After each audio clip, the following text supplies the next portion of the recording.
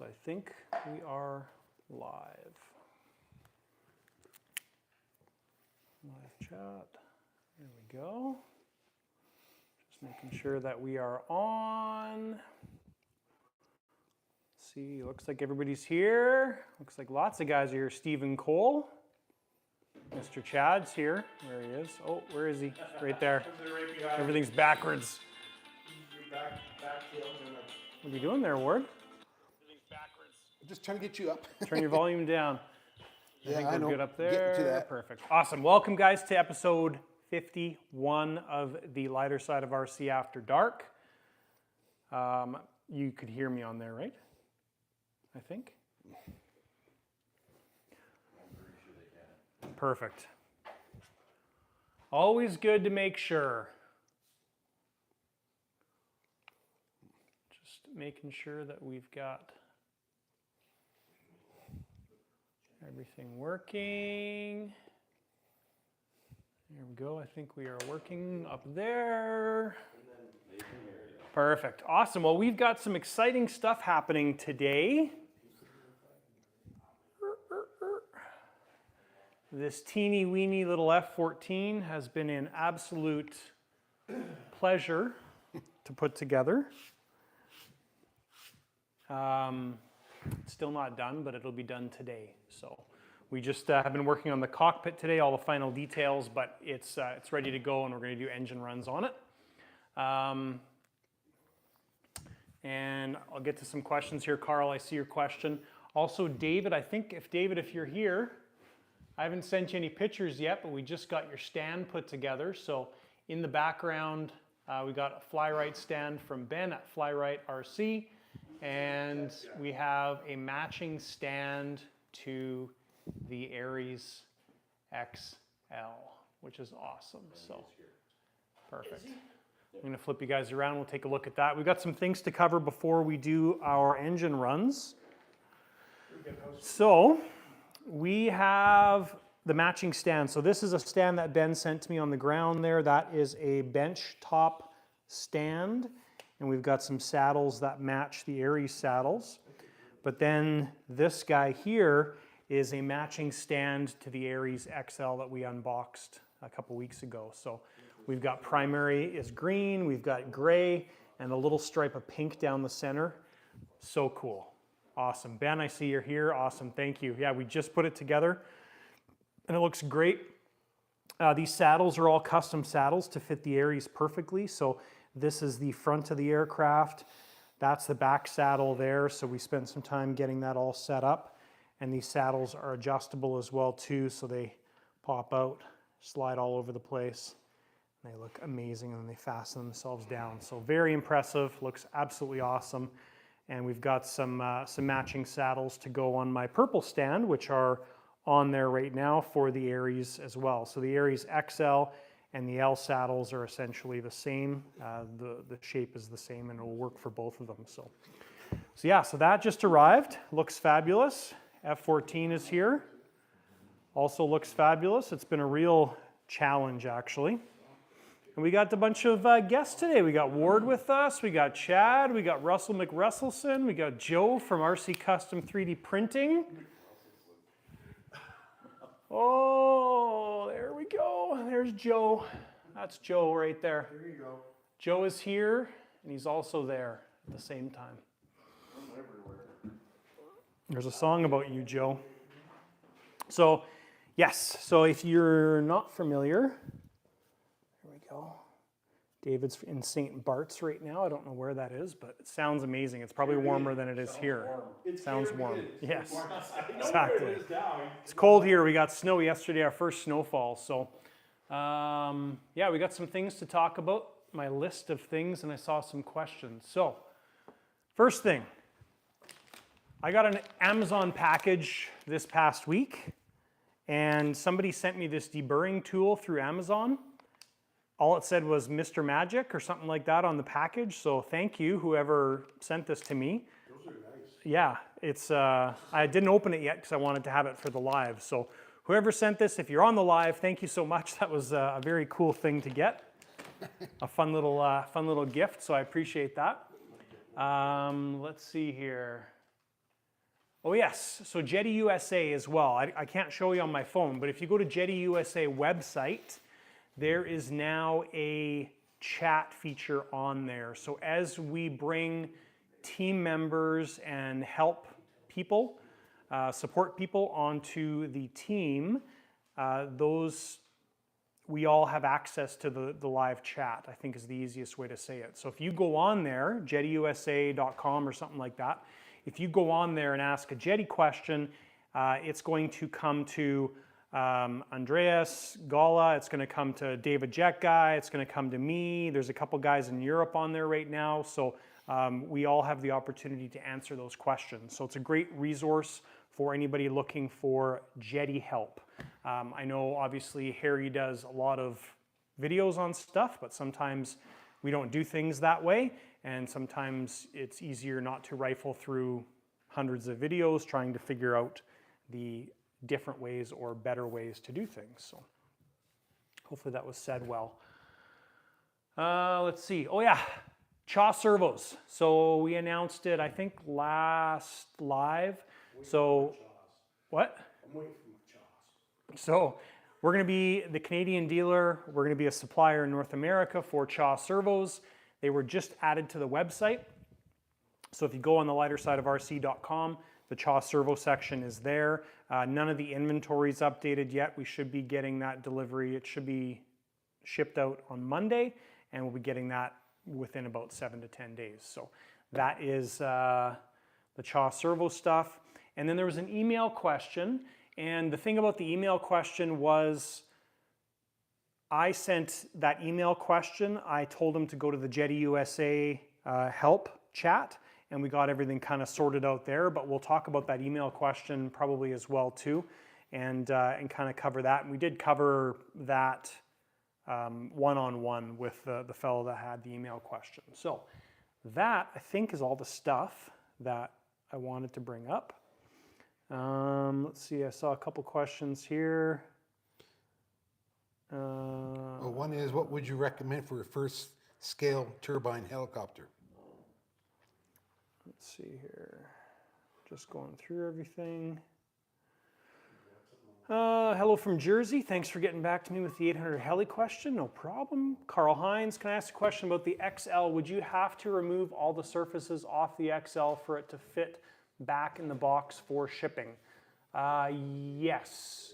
Unless you built a new crate or a new box for it, you'd have to pull all the surfaces off because the wings just fit in there. And if you put the surfaces on, they would be this much too big for the box because the surfaces are gigantic. So yes is your answer, Carl. What's the best lighting system for the 800 heli series again? What's the best lighting system for the 800 heli series? So that is probably going to be Unilights. So I don't know if they've got any heli specific light setups, but you can go on there and you can pick a different layout for all the lights that you want. So, but check out Unilight for anything kind of scale is definitely going to be your best option. So Robert from Kentucky says hi. what's that? Perfect. So I think we're all caught up. Hello, everybody. First scale helicopter question.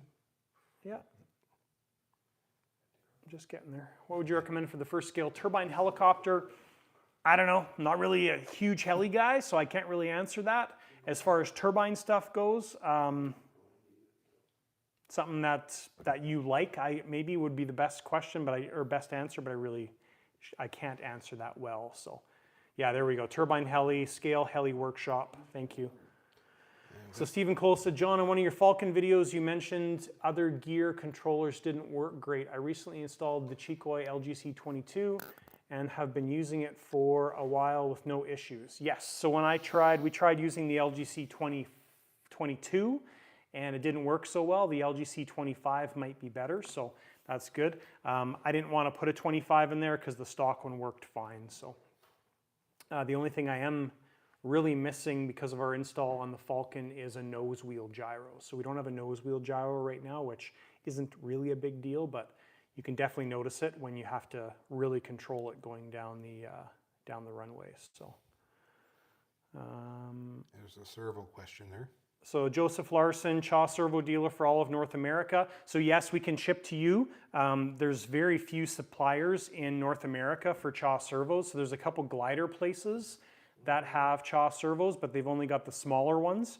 Hacker USA has Chaw servos on their website as well too. So if you're in the USA, it's probably going to be better to order from them, but we can ship to you as well too.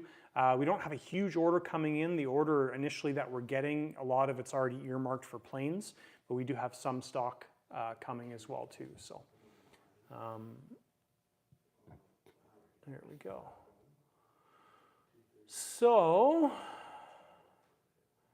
yeah, the nose gyro is definitely something that I'm missing. So didn't see any landing gear on the Aries XL video today. What will it be using? It'll be using, so the Aries XL will be using Electron ER50s. We have those on order. They should be arriving soon. And my Aries L is using Electron ER40s. Somebody says they still see the Apache. Yes, the Apache is there. The owner owns that Apache. He also owns those two planes right there. And he owns that plane right there. And then we also have an F-86 for him coming this week as well, the big Skymaster one. So it's going to be time for Jurgen to pick up his planes very soon because they are slowly taking over the shop. The Aries XL gear will be the NG. The Aries L will be the normal stuff. Perfect, there we go, awesome. So that's it for questions, but if you guys keep asking questions as we go through this, then once we're done the engine runs, we can get back to answering the questions. So if you have questions, either remember them, and when we get to that question point, ask. You can type them up there now, but we might have trouble scrolling through everything to find them. So F-14, today's video was the Aries XL video. Let's see here. So we still have, oh my gosh, we're still way behind on F-14 videos. Well, welcome to the future. So the video on Wednesday was F-14 video 4, and I'm just looking at our chart here. So this coming Wednesday is Falcon follow-up. I'll just show you guys. Chad's in the way. So this, the video that just came out on Wednesday was this one. Today was the Aries XL unboxing. Channel members are able to watch this one, this one, this one, and this one right now. So we've got Falcon follow-up on Wednesday. We've got video 5, video 6, video 7, and video 8, which we're just recording today. So there's lots of F-14 videos coming. And there's a lot of details on this plane. So that's what's been taking so much time. It's been a real time suck. I was expecting this thing to take 4 weeks, and this is weekend 6 now. It's a lot. So we're almost done. We'll cover some of the basics, but the goal today is obviously engine runs. We haven't run these engines yet. Full disclosure, when we do an engine run up on the live, a lot of times we pre-do the engine run-ups to make sure they work. This one we have not pre-done the engine runs to make sure they work. So hopefully they work. It'll work. It'll work. It's called television. So, been working on the cockpit all day today. The things that are left are finishing up the cockpit. We've got to touch up our lights and do clear coat on the lights and put a couple pieces of nomenclature on the gear, but we're pretty much done this aircraft, which is awesome. So I'm going to, I'll start it up and I'll show you guys some of the wing swing things and stuff like that, and then we'll pull it on the ground and add some fuel to it and everything. So let me grab the radio and we'll get this thing fired up. So the thing about the 14, it is a very complicated aircraft. There's a lot going on with the programming as well too. I'm very thankful to have the program from the previous F-14s because it's a lot. So you're going to hear the compressor kick on most likely.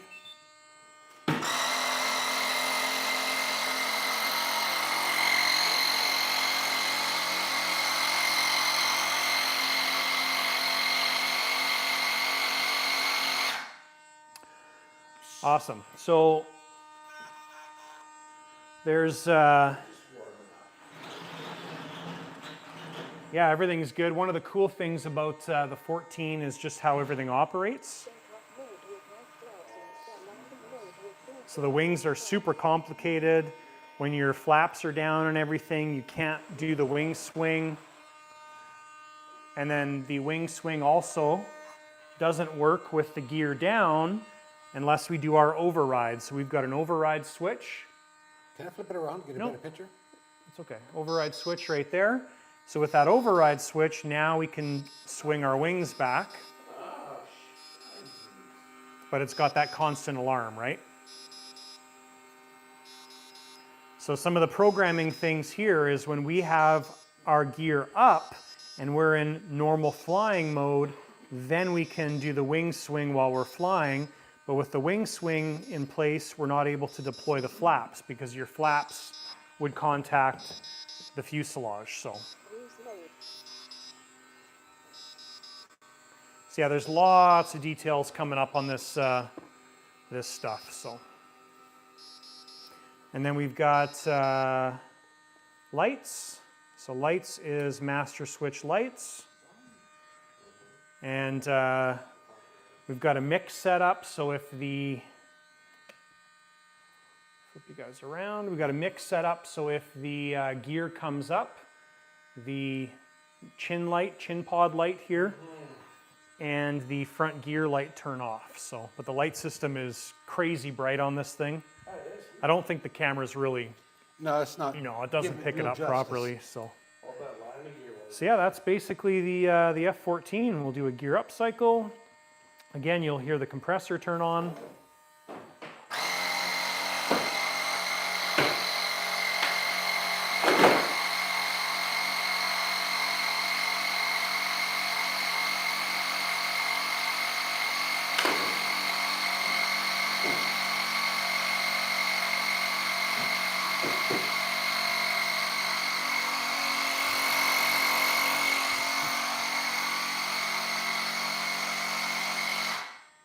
So the canopy closed because that's part of the mix. The canopy only works when the gear's in the up position. So anyways, or sorry, the canopy only works when the gear's in the down position as a fail-safe. So that's basically the 14. There's still some gremlins to work out, like dealing with interference here between the actuator and the seat. But we are very, very close on the 14. So Robert asked, what was the final word? What is harder on the F-14, the wings or the cockpit? oh gosh. Honestly, the cockpit is the nightmare. You guys will see it in upcoming videos. Yeah. Well, and Robert, he's seen the videos already, but the cockpit is like, honestly, the cockpit is the worst part of the F-14 because there's no room in this thing.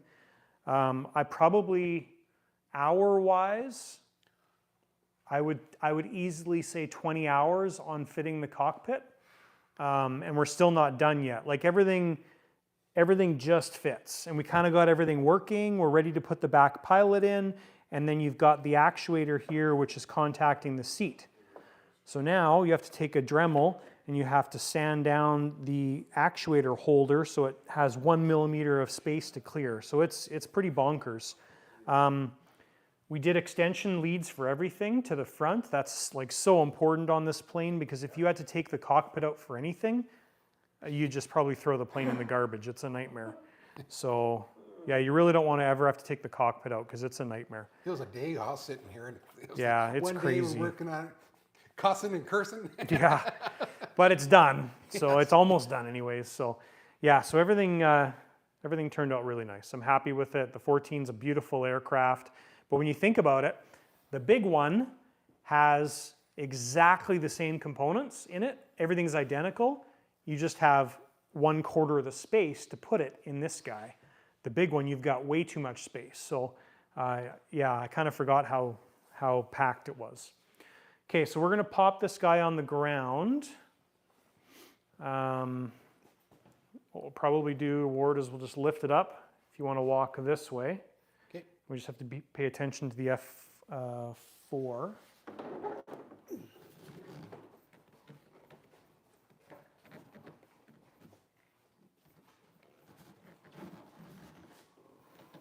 And first time on its landing gear.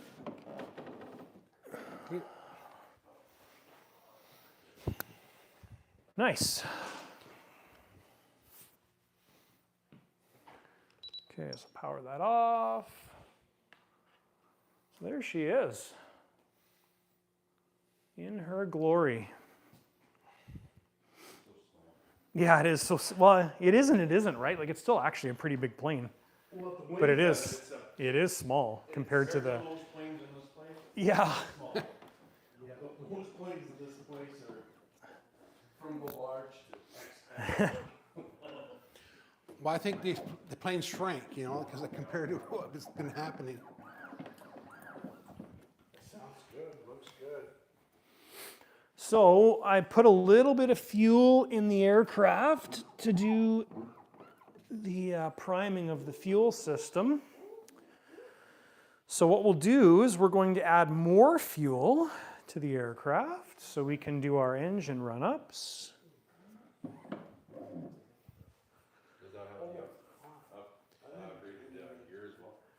The little lock things, yeah. Yeah, you really can't build that you can't build this F-14 without doing that. Otherwise, you're just going to destroy your cylinders. Where'd you put your ear defenders? Over on the bandsaw. Alrighty.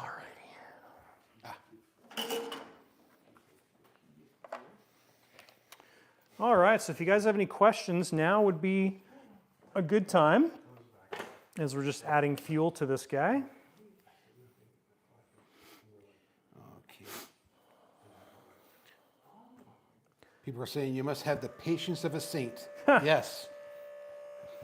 With a few little horns in it, but Yeah. A couple cuss words here and there, you know. my ears burned. Well, if you're here last weekend, you'd say otherwise.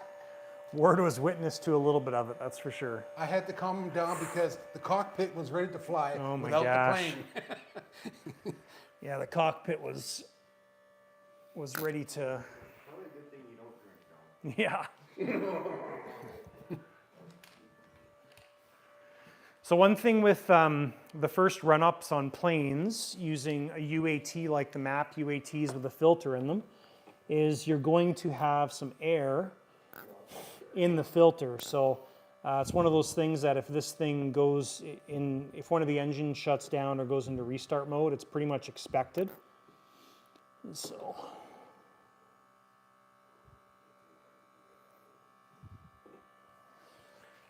So yeah, if you haven't been following the channel, Joe is currently in possession of my BVM T33, and he is currently doing according to BVM, he's doing the assembly on it. Once we get the aircraft back, I'll be doing the build on it, and he'll be doing the painting on it as well too. So I'm looking forward to that. Comment made on the engines. I see 2 Sweewind turbines installed. I didn't know about that today. Seeing too many QC issues with the newest Sweewind turbines. I have 9 of them, and I hate to say it, I would not buy one today. Yeah. What's the issues? I don't know. I don't know either. Yeah. I don't know either. I got 7. Especially the 190. The 190 is one of their most amazing engines they make. Yeah, most. The 300's amazing. The 140, 120 is amazing. So. My rebuilt 240 is excellent.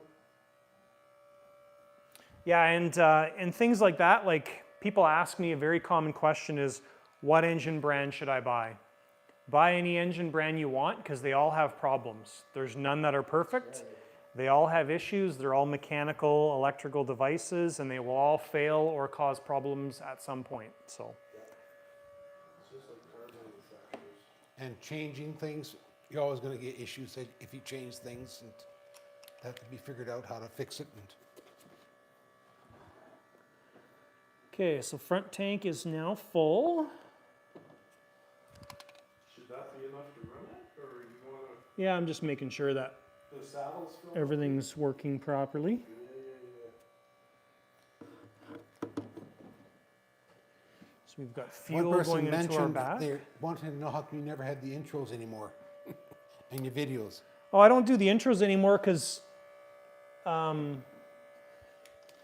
honestly, most people either fast forward through them or it actually makes people click away from the videos. So it's kind of one of those 20-second things that isn't really needed. Yeah, he wants to know why did you change? Yeah, there it is. That's why always improving, trying to get viewership up and keep people watching. That's over 4 liters in there. 4.6 liters. This thing holds a lot of fuel. What is it, like 10 or 12? Well, the front tank already had fuel in it, so you probably 4 or 5 liters in the front tank. And the saddles, you're probably 2.5, so you're probably 10 liters of fuel. So it's a lot.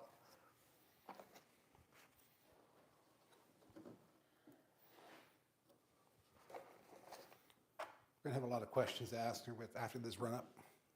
You can ask them now if you have them. Well, one, they're asking if you're ever going to go out to New Jersey. Good That's by question. Doberman Rage. Maybe. I don't know. Depends on some invites. I mean, most places I end up going to because I get invited to them, so. Never say never. Never say never. Well said. Here we go, Mr. Jet Guy, if you're here. Two-tone risers. So color match to the Aries XL. Powder coated. We've got gray with pink on the inside. It's kind of cool because the way Ben did this was the plane has obviously lots of green and a little bit of gray and a very little bit of pink, and he did all that. So Ben, you did a great job on these. They're awesome. So thank you. If you guys are looking for an amazing stand, Fly Right RC, awesome stuff. The bench top stand that he sent to me here. So this is for the bench. You do up the dial there and it raises and lowers the platform. So super cool little setup. And then these guys go in and out like that. So they're all adjustable, and then you can take your little lock and slide them in. So very, very slick setup. And then he's got some generic saddles. So we put some generic saddles on the front, and then these are the Aries saddles on the back. So this actually will fit the rear profile of the Aries perfectly, which is that guy right there, as far as saddles go. So. And easy to put together because even I put it together. Yeah, even Ward put it together. That says a lot. With Russell helping me, hey, too blind even to blind. Jeepers. The whole foot union and how many extra screws did you have? Yeah. A whole bunch. Actually, a whole bunch. I got a whole couple bags there, so you can't go there. All right, guys. So this is going to be your spot while we do our engine run-ups here. We do have to video the engine run-ups as well for the channel, so we'll make sure we're good. I think that'll work there because we'll end up sliding the plane back a little bit, so maybe we'll put you just like that. And Coach E. Helix wants to know why Looks good. do you use pneumatic landing gear over electrical? I think it's on this in here. So the reason we use pneumatic over electric is because lack of choice. So on a plane like the Skymaster F-14s, or well, really any Skymaster, you don't have a choice. So you have to use pneumatic because they do scale landing gear, and with the complexity around this gear and the way it's designed, there would be no way to actually do it electric. So for example, the main cylinder, yes, you could make the main cylinder electric, but you've got a lock cylinder on, you guys are over here, you've got a lock cylinder on the dog bone or the scissor linkage here. Now that lock cylinder doesn't move linear. It doesn't just go one way and the other. As that gear's coming up, if you really watch that cylinder closely, it's kind of going in and out as the gear rotates and moves, and it kind of compresses all the way and then expands a little bit. So to make that electric, you'd have to redesign the gear and it wouldn't be scale anymore. So that's the reason behind it. Okay, so we're gonna grab blower, fire extinguisher. We've got, we'll probably start these guys at the same time. We're going to have some air bubbles in there. We'll hook both GSUs up so we've got them. And then, yeah, we'll run it and see what happens. Ba, ba.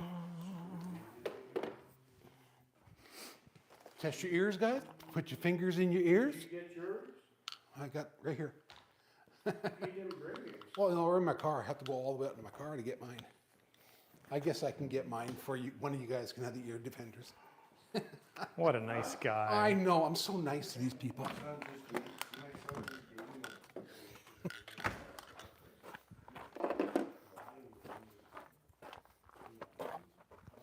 So on this plane, all of our startup stuff is on this side of the aircraft. So this side essentially can stay closed all the way or all the time.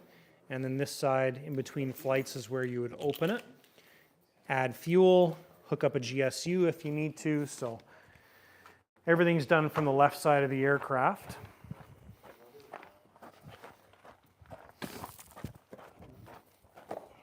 All right, so we are going to do a little bit of regular videoing now. Yeah, you'd be safe for that. Oh, little chest.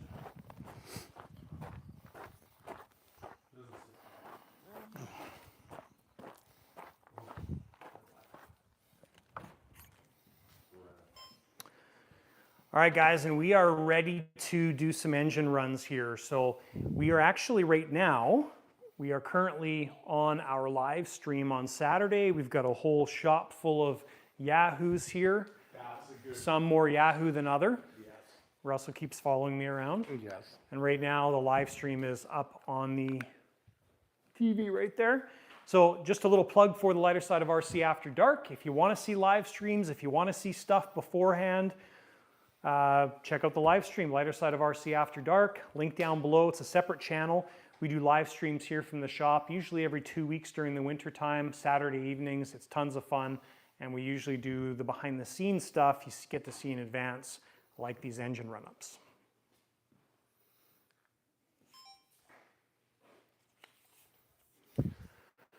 Alrighty. And you got to praise. All right, guys, so we've got the F-14 on the ground. It is ready to do engine run-ups. We've got fuel added to the main tank in the front, a little bit added to the saddles. Cockpit still needs some work, but right now, because of the live, we're doing the engine run-ups now. So a little bit of detail stuff left over here and there, but engine run-ups are the next thing in the works. So one of the things to be aware of is we filled these UATs up earlier. Now the UATs are going to have some air bubbles in the filter. So what's going to happen is when we start these engines up, very likely that they might flame out. They might be sputtering and whatever. If they do flame out, the restart's turned on both of them, so that'll be a good restart test. But as we run the engine, we're going to be shaking the aircraft a little bit, getting those air bubbles out, going to full throttle. And that's an important point too. So when your UATs are in the plane and they're all purged, if you want to call them that, you want to make sure that you never take the fuel all the way out. Otherwise, you should really go through that same procedure to get rid of the air out of the UAT. So that's just one of those little important points. Because these ones are at a really steep angle, like a 45-degree angle, pretty much all that air is going to come out no problem. If these MAP UATs are sitting flat, it's a little bit more tricky. You have to be a bit more aggressive with your shaking to get the air out. So we're going to get the door open, we're going to get everything ready, and we're going to fire these things up. As we go through the process and we're editing this video, I'll put up on the screen what's actually happening, what we're doing, and all that stuff so you guys can see what's going on. Okay, so that one's good. That one's good. Adjust that. And it's a good thing it's not minus a million out. No kidding.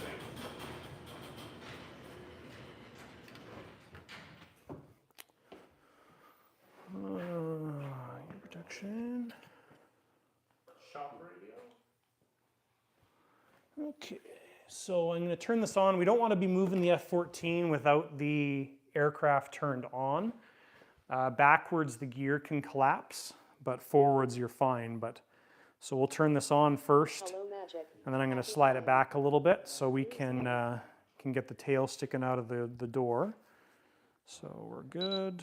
Receiver on.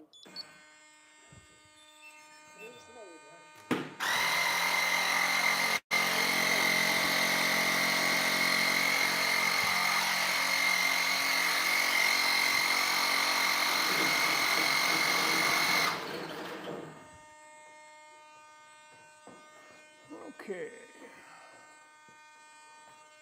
All right, so we're good there. I'll put you guys over here. That's good. I'll adjust it. Just a bit. Cruise mode. Cruise mode.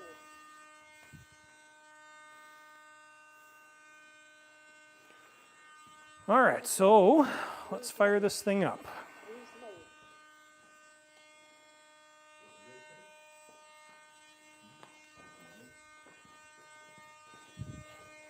Cruise mode. Thank you.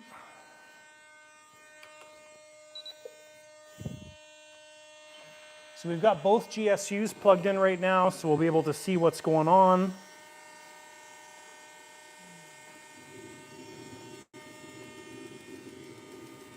Oops, there.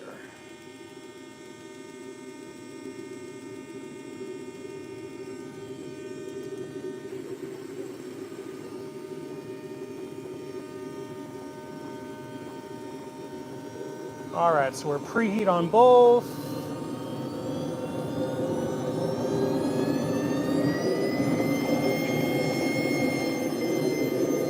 Can you grab the blower? Thanks.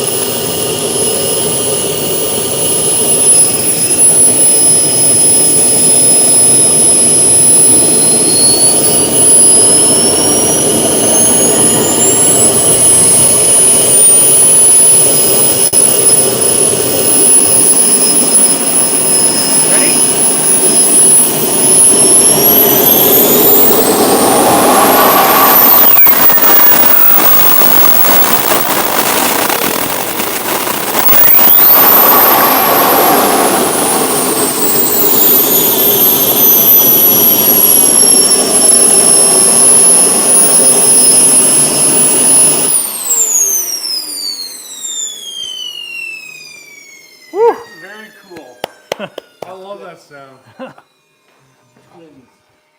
Yeah, yeah. Yeah, those twins, man, holy. Hard to beat that. Yeah. That is sweet. All right, so everything worked out well with the test runs. Temperature-wise, everything was good. Acceleration-wise, everything's good. We did an auto restart on both of them, and thumbs up to that. So awesome on the engine runs. Everybody saying, what amazing sound. Yeah, Yes. And the afterburner lights are cool. yeah. Which is which? That's my camera. All right, well that was cool. A lot of power for this this F-14. We the previous one we had 210s in there, right? It was built with Jets Muntz 210s, and even these 190s. That's a lot of push, but very, very cool, very cool.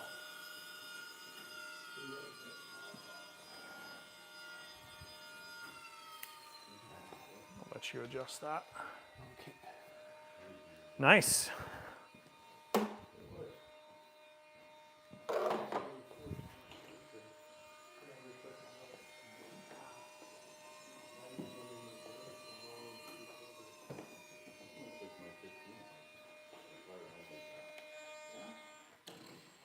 Take off mode with half flaps and slabs. Take off mode with half flaps and slabs.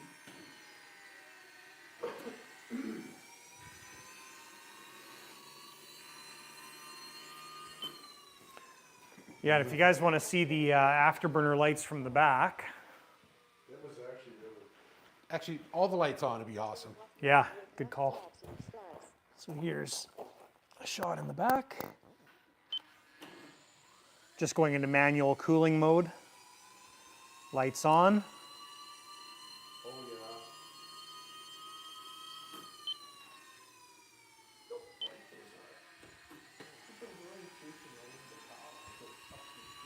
Very cool.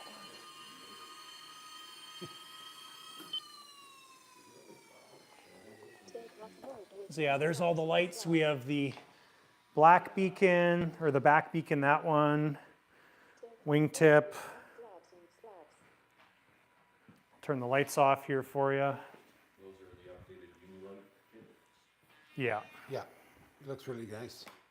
Take off yeah. mode with half flaps and slabs. Super cool. Even with the lights on, like in daylight, it'll. Oh yeah, they'll show up. Oh yeah. Really nice. Formation lights. No. We saw that on one airplane this year. Of course. Yeah, so that's good. Success. Success.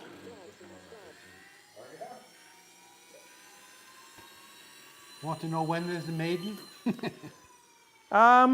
This will probably be delivered January-ish. So the maiden will likely be, I'm not sure when Chris is going to maiden it, but after January-ish. Take off mode with half flaps. Maybe in Tucson when we go down there in March, I'm not sure.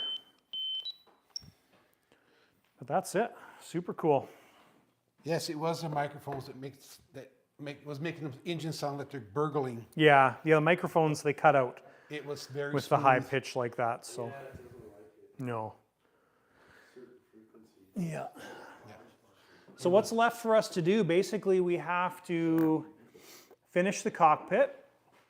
We've got to do a little bit of touch-ups. Well, we've got to clear coat all the lenses. Have to do a little bit of nomenclature on the gear. Final CG, and that's basically it. So, and CG on the 14 is kind of nice because all you do is you just undo one of these bolts on the front of the plate here.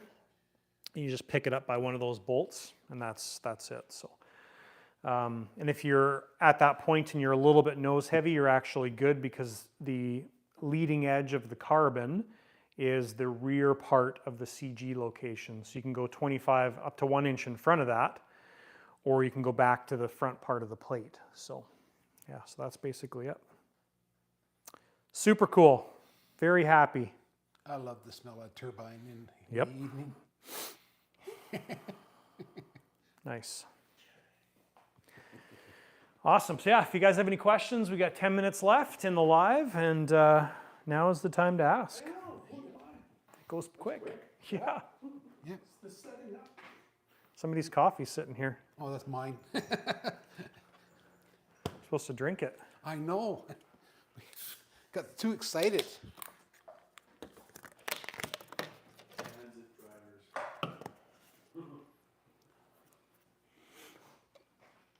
Yeah, and the other thing too is check the final video. Yeah, the yellow tarp. It's a volleyball net that blew away. It blew underneath the vehicle. So somewhere underneath there. Yeah, what was I saying? I forget. Oh, the ordnance package as well too. We have to put all the ordnance stuff on here as well. So the pylons and everything. Some of the stuff will be taken off, like the well, all the ordnance will be taken off for transport, but some of the pylons that mount underneath the nose section here and on the rear section, those all just basically stay on for transport. So yeah, so a bunch of cool things. So it'll be neat to see the plane all assembled with all the ordnance and everything as well too. So awesome. Makes me feel good. Asked, what brand of fuel cap and vent would you recommend? I like to use the Jersey Modeler ones. So the one that's in this plane is the bezel mount. It's not specifically Jersey Modeler. That just is what they happen to use on their jugs. But that's basically it there. And then we use the non-bezel mount version of this on my other aircraft. Some of the other planes you see built here on the channel, we use a Festo type quick coupling, which is like an airline kind of fitting for if you use a compressor at all. That's kind of what it's like. But it's they're a lot more money. Those might be, I don't know, $30 or something like that. The whole Festo quick coupling setup with a valve and everything would be probably about $60, $70 US. So it's just different. So it depends on what you're used to. My fuel jug's set up for both, so I just have a little fitting on it that works for both. So yeah, any other questions, guys? Ask away. Ask away. None there. None there. Everybody's quiet. Everybody doesn't love us anymore. Well, they love us. They just don't want to ask questions. 73 people on, 73 thumbs up. Nice. That's cool. That is totally awesome. 73, we get all thumbs up, we need all the thumbs up. No, there's only 35 thumbs ups. Yeah, but there were 73, you said 73 on it. Yeah, there's 35 right now. Yeah, there's 70 people on now, so. So, Joanne, you said the BVM Cougar comes with a plastic tank with molded threaded spout for the fuel cap as well as a plastic vent. Would you recommend to cut these and replace them with a metal fuel cap and vent? If it is part of the fuel tank and it's a poly tank, you're going to have a real tough time getting anything to seal to that. So I wouldn't change anything. If it's a fiberglass tank, that's different. But if it's a poly tank, like a plastic tank, nothing will stick to that. So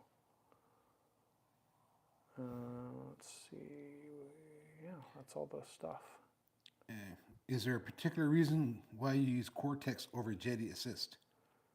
Yes, good question.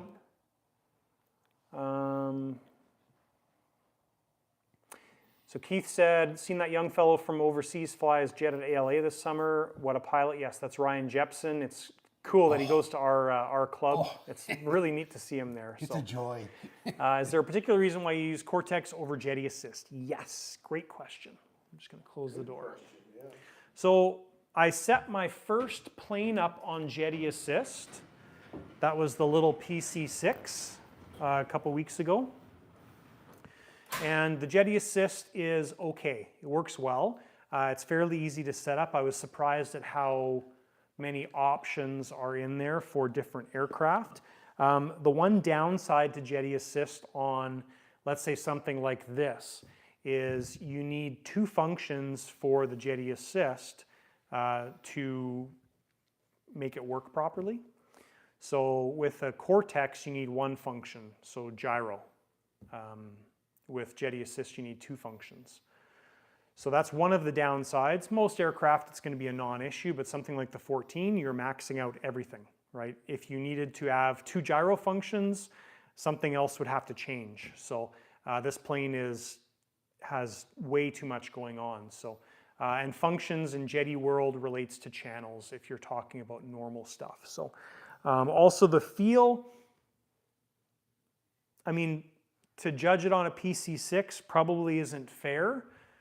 To fly it on a turbine heli would be, or a turbine aircraft would be more fair. It felt okay, but it wasn't like flying a Cortex. The Cortex it's super easy to set up and feels really nice. So And you'll have more tunability in the Cortex too. well, you've got a lot of tunability in the Jetty Assist. You actually have a ton. I was surprised at how much. And you can use it on quadcopters and all the different stuff, right? So there's actually a lot of options. Gary's gonna use it in one of his planes. Yeah, and I'm like, it's something to explore. I mean, I don't think we'll end up using it unless something changes with Cortex. I don't think we'll end up using it on a turbine aircraft, but it is kind of neat just to drop a receiver in a foamy and do that way. So, Keith, yeah, hopefully I make it out to ALA. I haven't been there in a few years, so yeah, plastic tank, no good. Thank you, Dan. It's definitely a challenge. Oh, David, you got to watch it from the beginning because we showed all the details about your stand over there. Flies RC, enjoy watching your builds while I'm at the shop. Often I ask myself, what would Jonathan do? And the answer comes to me. That's good. Good to know. Good to know. What, WWJD, what would Jonathan do? No problem, Raymond. So N2RIT said, do you pre-test your engine before installing? Not generally. I used to put it on the test stand and run it and everything. Really don't do that anymore. We've got the fire extinguisher handy, the blower handy. Probably maybe a little complacent with that, but no, I don't generally do that anymore. So David Snyder said, Cortex saved my last Tomcat flight when the wing sweep failed. Halfway through the flight. Linear actuator was failing. Managed to get the wing out for landing. Yeah, the Cortex, it definitely compensates for out of trim conditions. So that's why when we do a maiden flight, you'll see, people question this, but you'll see us take off with our Cortex on. The reason we do that is because it makes the plane nice and flyable. Now we've double checked everything. We've checked the surface travels and made sure the gyro is compensating in the correct direction. But what I'll do is I'll take like a sport, like my Falcon as an example, took it up, trimmed it out, turned the gyro off, and then trimmed it out again because the gyro is going to compensate for the out of trim conditions. So it'll do a fair bit to compensate for it. So, and then I turn the gyro back on. David, Cortex uses the gyro menu, Jetty gyro menu. Yes, correct. Yeah, the Assist doesn't. You have to go into the Assist and change things. Cortex, you're going into the gyro menu, which makes it much easier. That's a good point. Cortex Pro has advanced settings you can adjust to. Yeah, it's especially for like 3D stuff. We last time we were out flying the Falcon. So Wednesday's video is the Falcon update.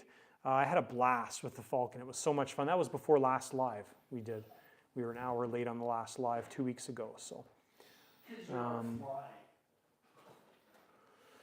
Kenneth, I know it's not a true turbine, but is the ducted fans still available? I don't think so. Are they? Yeah. Are they really? Yeah. Oh. There you go. There's your answer. So yes. EDF, I think, would be probably a better option. I'm not a big EDF guy, but it might be a better option for sure. Awesome. So that is, we got 2 minutes left, guys. If you have any last questions, ask away. But otherwise, we are coming to the end of our David Snyder says he's flying huge duct fans in his Tomcat. Yes, he is. He's the EDF guy. Awesome. Cool. Well, that's the live. I'll cover the build stuff that we've got in the queue here. So all of the red stars are the planes that we need to have done for the end of March.